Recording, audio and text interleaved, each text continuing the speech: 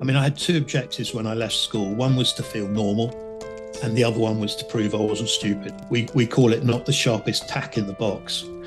And by the time I left school, I had no doubt in my mind that I was pitching myself and my business to really large global companies and to, their top talents, if I could get through to their top talents. And really what I was doing all the time was trying to prove to myself that I was on the same level as these other people.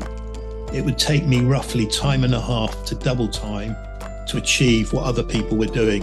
So if somebody took 4 hours to learn something, it would take me 6 or 8 hours.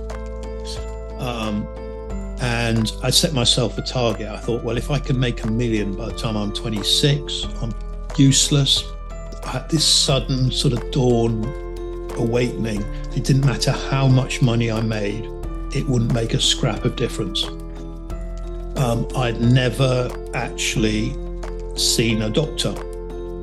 It never occurred to me to see a doctor. I think I sort of vaguely knew that people saw therapists, and if they were really mad, they went to see a psychiatrist. But for myself, as far as I was concerned, to do either of those two things was a weakness. And I reached a point of no return again. And it's slightly embarrassing, but my often answer to things that went wrong, although I never actually voiced it, I just think, I wish I was dead. I remember I was going home one day, I'd had another of these sort of really down moments, and I thought, I just can't do this anymore.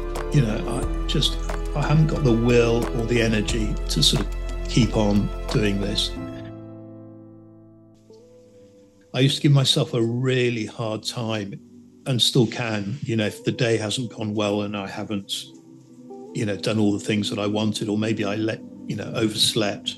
And sometimes I'll just think, oh God, nothing's going right. And it could be late in the afternoon. And so I'll just say to myself, Jonathan, you can start your day again at any time. The real wealth that I have is this huge experience in terms of mental health, both trying to do it my way and then following medical advice, sometimes more than others. And the other wealth of experience I have is my experience with neurodiversity. Not doing well and then doing really well.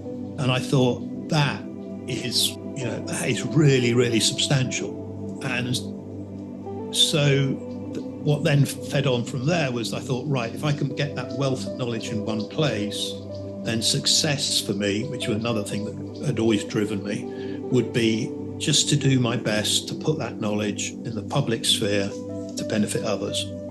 And I thought, perfect.